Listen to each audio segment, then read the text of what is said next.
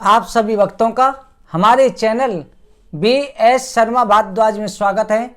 भक्तों, आज हम पुत्रेष्टि कथा हरिवंश पुराण की जो है 9वें दिन की कथा का प्रारंभ कर रहे हैं।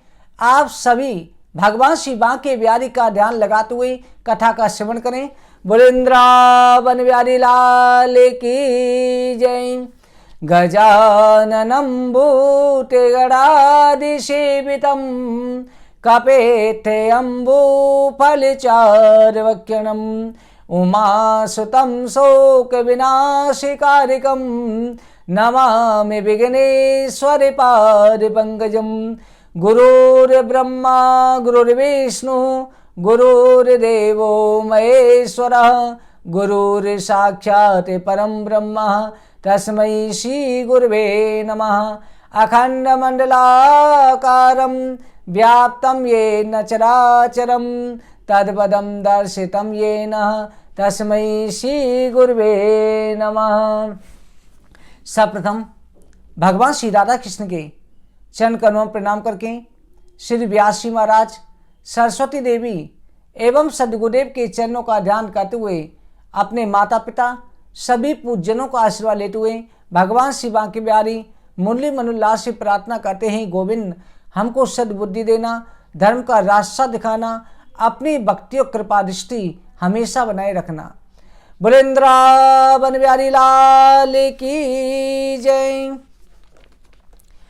वैशंपायन ऋषि से राजा जनमेजय कहते हैं कि हे भगवान, कृपा करके बताइए कि संसार की सृष्टि परमात्मा ने किस प्रकार से करी, किस प्रकार से जो है परमात्मा संसार की सृष्टि करते हैं, किस तरह से श्रृंगार करते हैं और किस तरह से कल्प आदि की रचना करते हैं।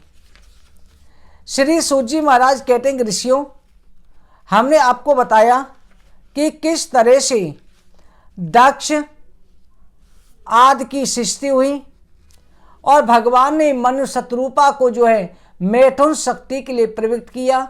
ब्रह्मा जी के शरीर के दो भागों से बाएं हिस्से से जो है शतरूपा और दाहिने हिस्से से मनु का जन्म हुआ। भक्तों, भगवान ने इस पृथ्वी का भी उद्धार किया। जब ब्रह्मा जी ने मनु शतरूपा को आज्ञा दी कि हे पुत्र, तुम दोनों पति पत्नी बनकर के संसार में सृष्टि का कार्य करो, तो उन्होंने कहा कि पिताजी, हम सृष्टि तो रचने के लिए तैयार हैं, परंतु इस समय पर पृथ्वी जो है जल में डूब चुकी है, जल में लीन है, तो हम पृथ्वी के बिना सृष्टि कहां पर करें। तब ब्रह्मा जी उसी समय चिंतित हो गई और ब्रह्मा जी ने जल में मग्न पृथ्वी को देख करके भगवान श्री नारायण का ध्यान करने लगे। उसी समय पर ब्रह्मा जी को छींक आई और उनके नास का भाव से एक छोटा सा बारे का बच्चा निकला। वो बारे का बच्चा देखते ही देखते उसने विकराल रूप धारण कर लिया।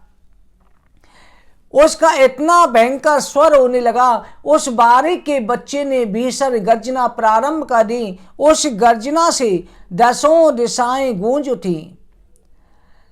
वो अपनी घ्राणेन्द्रिय से, अपने नाखूनों के प्रवाह से जो है जल को चीता हुआ वो विकराल पुरुष जो है जल के अंदर प्रवेश हो गया। सभी देवताओं ने, ऋषि मुनियों ने उनकी स्तुति करी। उन्होंने जाकर के सभी देवताओं को आश्वासन देकर के पाताल रसातल को जाकर के अपने दांतों पर पृथ्वी को उठा लिया और पृथ्वी को उठा करके जैसे ही चलने लगे, उसी समय हरणाक्ष नामक राक्षस उनके सामने आया और हरणाक्ष राक्षस आकर के बारे भगवान को अनेक प्रकार से गालियां देने लगा, अब शब्दों का उच्चारण करने लगा। बारे भगवान का हरिणाक्ष का वध हुआ, युद्ध हुआ और बारे भगवान ने हरिणाक्ष का वध कर डाला। इस तरह से जब हरिणाक्ष का वध हो गया, भगवान बारे ने पृथ्वी को जो है जल के ऊपर स्थापित कर दिया। सभी देवताओं ने अनेक प्रकार से भगवान की स्तुति करी। शशांक चक्रम सकीट कुंडलम सपीट वस्त्रम शीर्षारुक्षणम सार्वके स्थलकोश्रियम नमामि विष्णु शीर्षा चतुर्भुजम। अनेक तरह से परमात्मा की स्तुति करी, परमात्मा की अनेक तरह से प्रशंसा करी। 12 भगवान के ऊपर फूलों की वर्षा हुई। 12 भगवान सभी देवताओं को आशीर्वाद देकर अंतर्ध्यान हो गए। श्री सुखदेव जी महाराज ने राजा परीक्षित को कहा, वैशंपायन ऋषि ने राजा जनमेजय से कहा, हे राजन, 12 भगवान की कथा श्रवण करने से प्राणियों के पापों का नाश हो जाता है। राजा जनमेजय ने इधर सुनकर 88,000 ऋषियों ने श्री सूत जी महाराज से पूछा, जनमेजय ने वैशंपायन से पूछा और राजा परीक्षित ने सुखदेव जी से पूछा, भगवान यह हरिनाग के राक्षस कौन था, किस कारण से इसका जन्म हुआ। श्री सूत जी महाराज कहते हैं कि ऋषियों, हरिनाग के राक्षस जो है, हरिनाग तो हरिनाग कश्यप मैत्री कश्यप की संतान थी। पूर्व जन्म में ये भगवान के जय विजय नाम के द्वारपाल थे। एक समय पर दिति जो है अपने पति से हट करने लगी। सायंकाल का समय था। उसने सौत ईर्ष्या के वश में होकर कि मेरी सौत को अदिति को पुत्र प्राप्त हो गए हैं, तो उसने ईर्ष्या के वश होकर के ऋषि का हाथ पकड़ लिया और संतान प्राप्ति की याचना करने लगी। ऋषि ने अनेक प्रकार से समझाया कि देवी, इस समय सायंकाल का समय है, भगवान शिव जी अपने गणों के साथ में पृथ्वी पर भ्रमण करते हैं, परंतु दिति मानी नहीं। कश्यप ऋषि ने सहवास किया, गर्भ धारण हुआ, परंतु सायंकाल के समय गर्भ धारण होने से ऋषि ने कहा, देवी तुम्हारी संतान तो होगी, 2 पुत्र भी होंगे, तेजस्वी होंगे, परंतु वो राक्षस होंगे।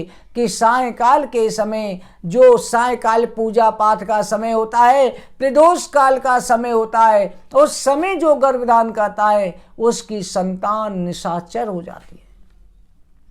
इसलिए कहते हैं ना, संध्या काले च संप्राप्ते चतुर्कर्माणि वर्जेत आनम मैथुनम निद्रा तथा शांत महीश्वरम। सायंकाल के समय 4 काम कभी नहीं करने चाहिए। 4 काम कौन से हैं?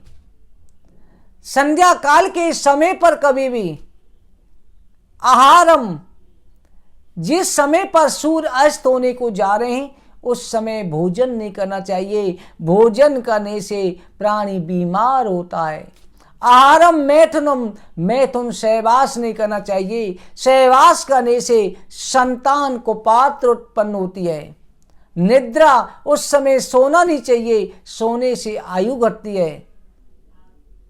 तथा स्वांत महेश्वरम, उस समय विद्यादान भी नहीं करना चाहिए, इससे विद्या का क्षय होता है। ना घर का ताला लगा के जाना चाहिए। माता बहनों को ध्यान रखना चाहिए। सायंकाल के समय पर कभी कंघी नहीं करे, कभी शीशा लेके नहीं बैठे, कभी घर के अंदर झाड़ू, समय सायंकाल जिस समय दोनों वक्त मिल रहे हैं ये नहीं करे। घर का दरवाजा बंद करके बाहर घूमने नहीं जाना चाहिए, क्योंकि उस समय पर भगवान शिव जी रुद्र गणों के साथ में, अपने गणों के साथ में संसार का व्यार करने निकलते हैं। उस समय पर पूजा पाठ करो, प्रभु की भक्ति करो।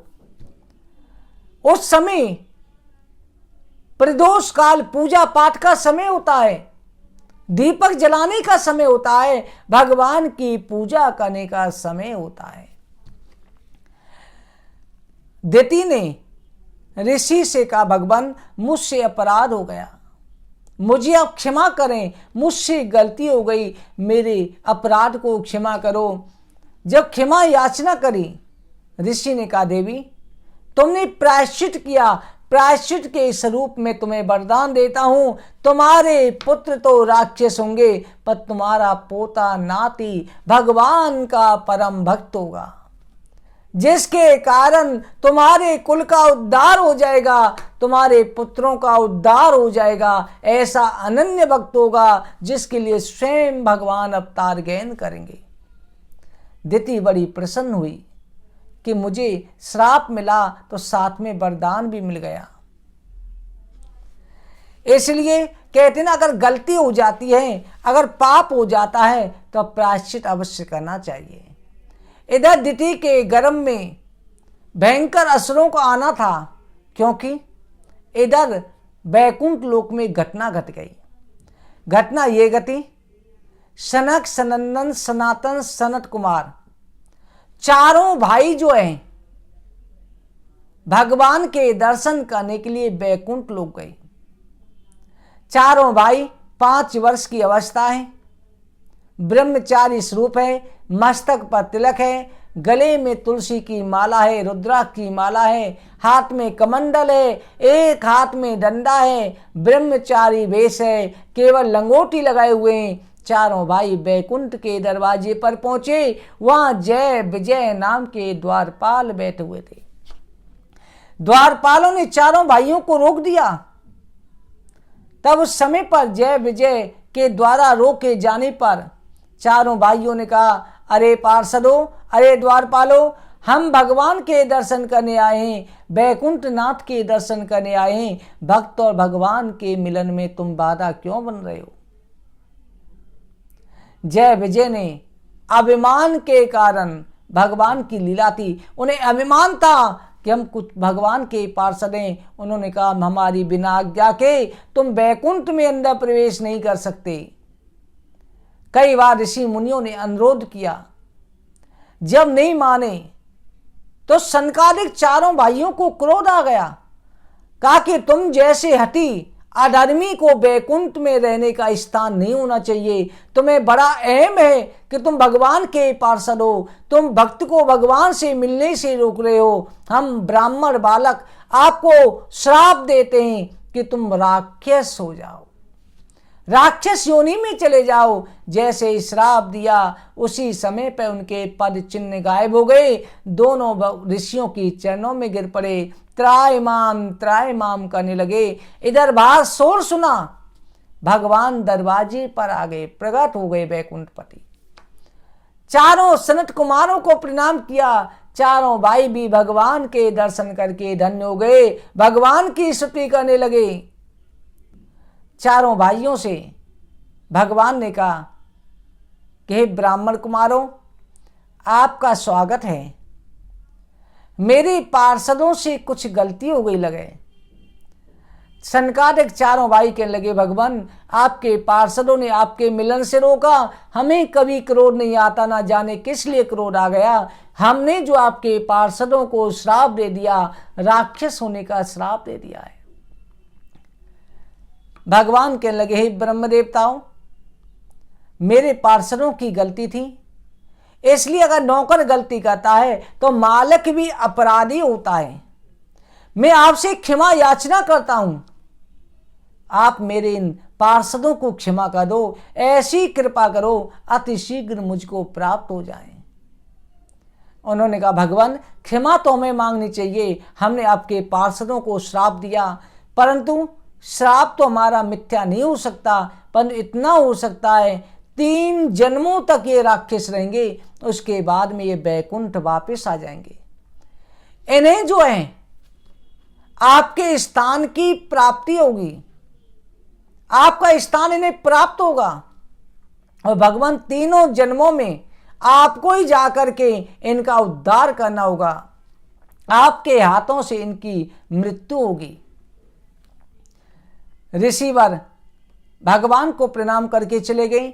जय विजय जो है उसी समय बैकुंठ लोक से गिरे और आकर के दिति के गर्भ में प्रवेश कर गए।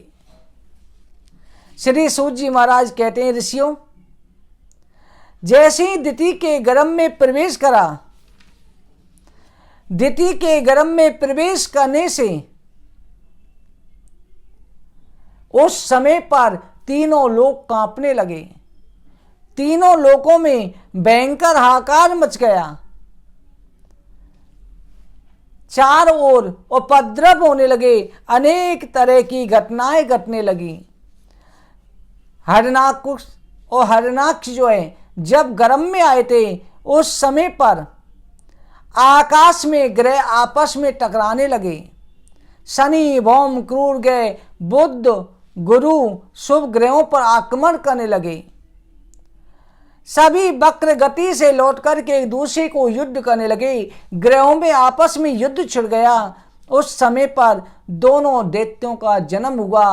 पृथ्वी कांपने लगी। उनके स्वर रोने के स्वर से स्वर्गलोक हिल गया, बैकुंठ तक आवाज पहुंची।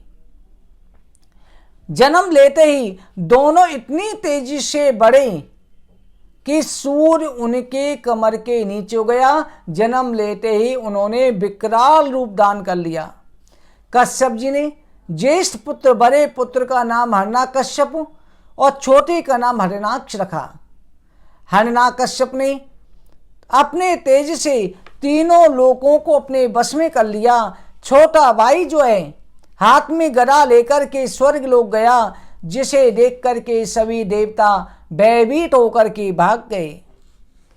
वहां से लौट करके समुद्र में गया। समुद्र में वरुण के दूत उसे देख करके भय के मारे कांपने लगे, भय के मारे डरने लगे। वहां से जो है लोहे की गदा लेकर के समुद्र की तरंगों को पीता हुआ बेवावरी नामक वरुणपुरी में पहुंचा और एक हाथ से प्रणाम करके बोला, हे अधिराज, आप हमसे युद्ध करें। वरुण को क्रोध तो बहुत आया, पर कहने लगे कि इस समय पर मैं युद्ध से विरत हो चुका हूं। पुराण पुरुष भगवान को छोड़ करके कोई तुमसे युद्ध नहीं कर सकता, इसलिए तुम उन्हीं भगवान की शरण में जाओ, उन्हीं भगवान से युद्ध करो। वरुण के वचन सुनकर के हिरण्याक्ष वहां से चल दिया। भगवान का स्थान पूछकर रसातल में पहुंचा और उसने पृथ्वी को ले जाकर के रसातल में रख लिया कि पृथ्वी के उद्धार के लिए उन्हें आना ही होगा। भगवान जो है 12 का रूप धारण करके आए। उस समय हिरण्याक्ष ने जब 12 रूप में विष्णु को देखा जो पृथ्वी को लेकर के जा रहे हैं, उस समय उसने कहा, अरे 12, तुम मुझसे युद्ध करो, चोरों की भांति तुम पृथ्वी को लेकर के जा रहे हो। उस समय 12 भगवान ने हिरण्याक्ष का वध कर डाला।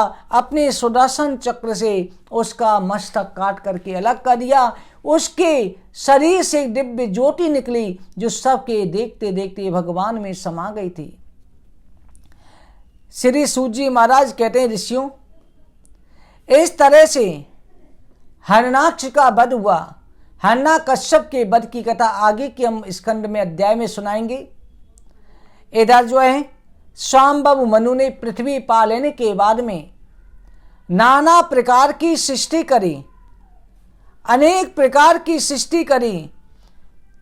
उन्होंने परमात्मा की कृपा से अनेक प्रकार से स्वर्ग, पृथ्वीलोक, तलातल, भू भव स्व मा जन तप सत्य सभी लोकों में उनकी स्वाम्भव मनु की सृष्टि का विस्तार हुआ। मनु स्मृति का मनु जी ने विस्तार करा। मनु जी ने जो है इधर मनु जी के 2 पुत्र हुए, प्रियव्रत, उत्तानपाद, और 3 कन्याएं थी, आकुति, देवहूति और प्रसूति। देवहूति का विवाह कर्दम ऋषि के साथ में हुआ। कर्दम ऋषि जो है ब्रह्मा जी के मानस पुत्र थे। मानस पुत्र कर्दम जी से जब ब्रह्मा जी ने कहा, पुत्र तुम सृष्टि रचो, सृष्टि में मेरे सहयोग प्राप्त कराओ, तब कर्दम ऋषि ने कहा, भगवान मैं किससे विवाह करके सृष्टि रचूं? तब ब्रह्मा जी ने कहा, पहले तुम परमात्मा की तपस्या करो, प्रभु की तपस्या करो। कर्दम ऋषि जो है तपस्या करने के लिए गए, तपस्या करने लगे। तपस्या करते हुए उन्होंने 10,000 वर्ष तक एक पैर के अंगूठे से खड़े होकर के भगवान श्री हरि नारायण की तपस्या करी। उनकी तपस्या से प्रसन्न होकर के भगवान श्री नारायण प्रकट हुए, उनको दर्शन दिए। भगवान के सौंदर्य से मुग्ध होकर के कर्दम ऋषि ने देखा शंख चक्र गदा परम धारण किए हुए भगवान श्री नारायण सामने खड़े हुए हैं। अनेक तरह से स्तुति करी कि प्रभु आपके रूप को देख करके आज मेरा मन रोमांचित हो गया है।